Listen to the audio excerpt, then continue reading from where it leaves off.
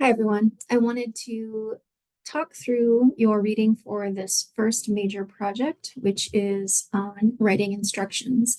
And as a former technical writer, this was one of the writing tests that I had to pass when I applied to become a technical writer. I was given 20 minutes and I was put in a room and asked to write how to get in a car and start it for someone who's never driven. So I had to make some assumptions about my audience. I had to make some assumptions about the type of car and safety features and things of that sort. So your first major project for this class will be how to write instructions. And you are choosing a topic that you feel is something you know well and that you can explain easily to your audience. So technical writing is a form of writing that's very specialized. And as somebody who graduated with a writing degree, I was often warned or cautioned that I wouldn't be able to get a job with an English degree. But with a writing degree, and especially some background in technical writing, I was able to find work as a technical writer, which meant that I got to write software manuals and user guides and drop down help for the software that my team was building. And technical writing, as you have already started to understand from what we've been doing the first few weeks, is a way of clear and concisely telling someone how to do something or how something works. So you have to look at it from the point of view of a user, essentially. What we would often do when we wrote instructions is we would write them as we thought fit, and then we would be invited to observe a customer using our product, whether that was a physical piece of equipment or an actual software interface. And we would observe them as they tried to read our directions and then follow them. And we were able to see where they got confused, what might be misleading, where we could tighten things up. And so that meant that the writing went through several different versions or iterations. We were able to observe, revise, observe again, revise. I often got my first round of instructions by meeting with software engineers and architects. And I would have to then translate their language into user language, which meant that I was dealing with two different types of audience. The software engineers who were highly skilled in their field and knew very specialized jargon or lingo or slang specific to that field. And then knowing that I had to take that set of instructions and try to translate it so that an end user who possibly didn't have a ton of computer experience, didn't have a ton of software knowledge, could use the product. This was in the late 90s, early aughts. So we were in the height of the internet.com boom, and multiple websites, multiple internet-based companies were opening up. So it was a really interesting experience to be a writer during that time when I was dealing with our clientele who was primarily in their retirement years and who maybe didn't have a lot of confidence or experience using computer systems and software interfaces and web pages to be able to tell them how to do something. So as I had to with that assignment and with that job, you are now thinking about who am I writing for and what's the situation? And the situation will determine what kind of details you include. So think about your audience, think about the knowledge that they have already about the topic that you are writing about, whether they're beginners, intermediary, or advanced users.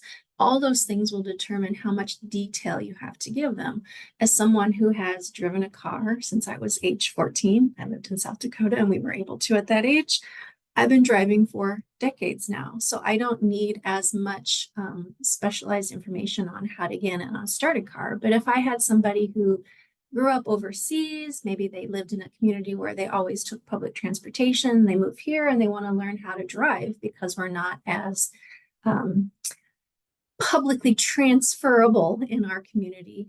So they want to learn how to drive. They've probably ridden in a car, but maybe they've never sat behind the driver's seat. They don't know how to adjust the mirror and adjust the column of the steering wheel. So those are some things you have to take into account. Who's your audience? What do they know? What do they not know? You will have to make some assumptions about that, but don't be too presumptuous. Don't imagine that they know everything just because you do, because chances are, because you are the expert in the field, you know more than they do. So there might be some things that you have to explain in a bit more detail. Think about the number of tasks you want to assign to a set of instructions. We were often told that don't make a bulleted list of more than 10 steps, because 10 is about the maximum that we want to follow as readers or viewers. And it's often good if you have a long list of steps that somebody has to follow, to chunk them up, to have subheadings. So if I'm talking about like starting a garden, I'm a very amateur gardener. I don't have a ton of success, but I know that there's some soil preparation, there's the planting, preparing the soil, deciding what plants work best in my area, in my climate, and then there's the actual planting, and then there's the watering, the weeding, the fertilizing, and knowing if my plant is an annual, meaning I have to replant it every year, or a perennial, meaning that it comes up every year. So if I was teaching somebody about gardening, that'd probably be a pretty long list, and it would probably have a lot of subheadings to it. So think about the number of tasks that you can accomplish, and that your user can accomplish easily. And if there's a lot of them, how you can divide them up into subcategories. Usually you want to have some kind of brief introduction to tell the user or the client or the person following your instructions why this is important.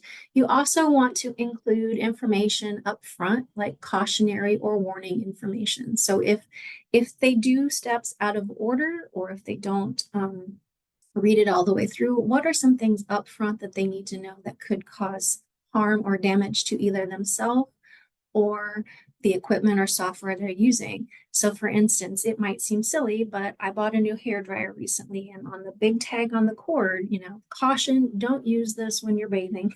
Don't use this when you have a sink full of water, because you could electrocute yourself.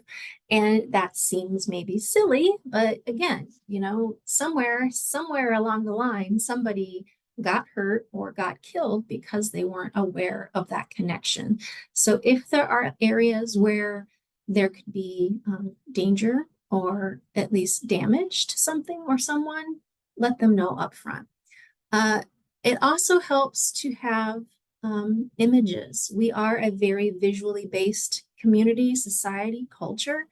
And if you've ever had to put anything together from IKEA or from a company where the instructions are written by people who might not be native English writers or speakers, it can be really confusing and frustrating.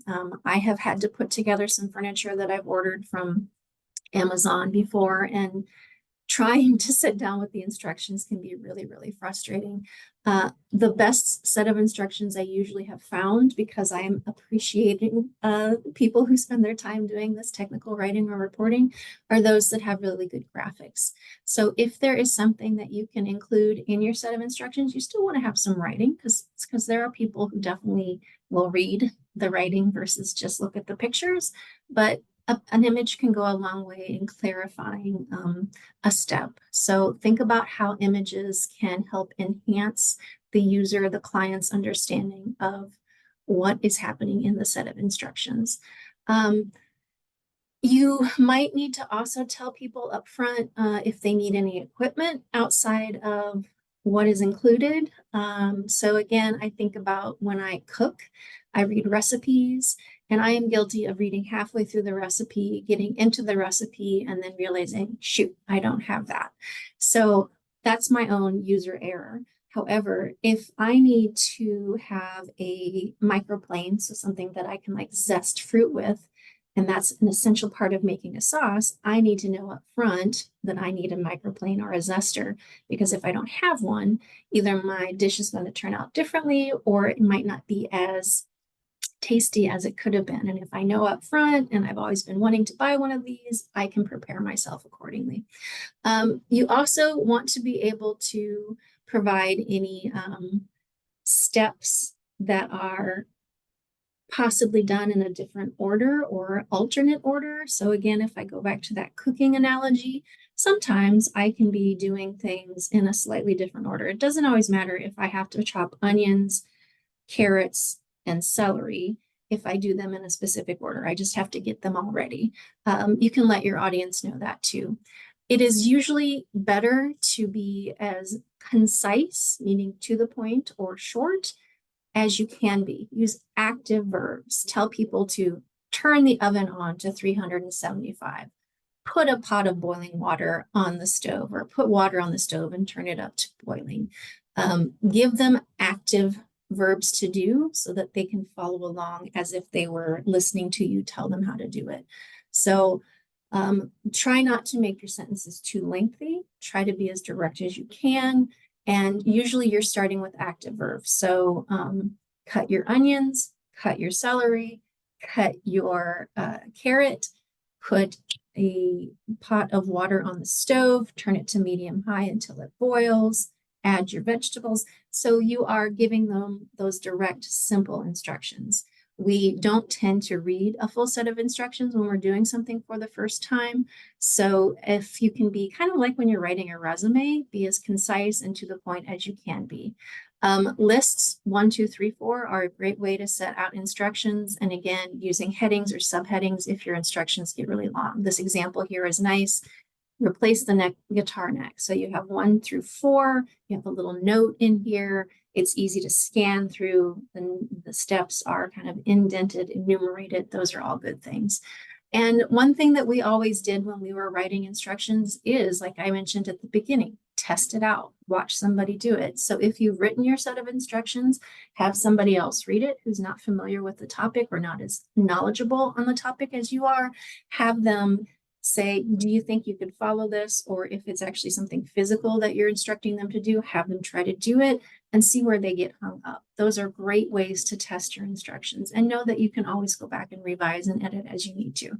So I hope that helps. Make sure you do read this short page from the Macmillan text. That will help with what I've just talked about. But, think about who your reader is. Think about what they know or don't know. Think about any warnings or cautions that you need to provide. Be simple, be direct, be active in your verbs. Try to list out and enumerate things, and double check by having somebody go through your steps and giving you some feedback. All right, hope that helps. Take care, everybody. I look forward to looking at your first projects.